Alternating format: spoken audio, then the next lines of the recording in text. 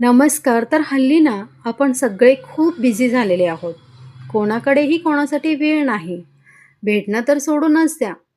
फोनवरती बोलायला देखील आपल्याकडे वेळ नसतो. तर वर्षानुवर्ष आपण आपल्याच माणसांना बोलत नसतो.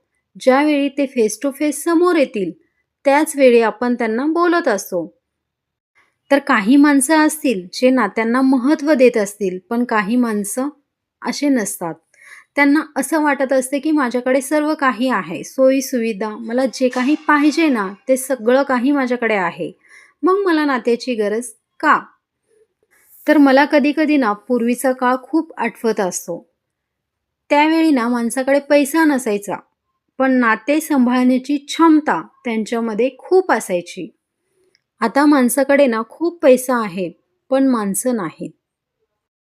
तर त्या काळी ना मोबाईल नव्हता, पण माणसं जवळ असायचे. पण आत्ता ना मोबाईल जवळ असतो आणि माणसं ना खूप दुरावलेले आहेत. तर त्या काळी फक्त आवाजावरून ओळखायचे, की आपल्याला काय त्रास आहे, आपल्याला काय दुःख आहे. आता असं आहे ना, जर आपण ओरडून देखील सांगितलं ना, की आपल्याला हा त्रास आहे किंवा आपल्याला हा दुःख आहे, त्यावेळी आपल्यासाठी कोणाकडेही वेळ नसतो. म्हणजे माणसं इतके बिझी झालेले आहेत ना, कोणासाठीही कोणाचं दुःख ऐकण्यासाठी, कोणासाठी वेळ देण्यासाठी त्यांच्याकडे अजिबात वेळ नाही.